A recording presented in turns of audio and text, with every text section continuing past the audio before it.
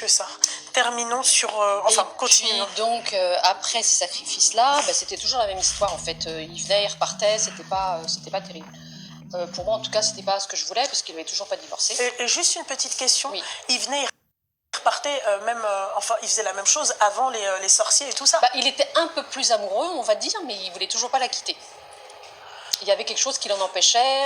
Il me disait, oui, je veux et tout, je vais la quitter, il faut que je la quitte et tout, mais j'y arrive pas. Alors, je sais pas pourquoi il n'y arrivait pas.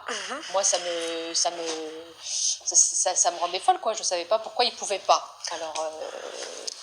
Tu peux continuer. J'ai reposé la question, et puis j'ai vu qu'avec elle, ça ne fonctionnait pas, donc je suis allée voir encore une autre personne. Je suis tombée sur des gens qui me racontaient aussi n'importe quoi, qui disaient qu'ils allaient m'aider, mais ça ne marchait pas. Ouais. Il n'y avait rien du tout. Donc je suis tombée sur une dame juive, une juive marocaine, où je suis allée avec elle au Maroc. Ouais, tu peux continuer de parler. Ouais, au Maroc, donc je suis allée avec elle au Maroc. Elle a fait des séances de spiritisme, on va dire, des séances occultes. Elle m'avait emmenée dans une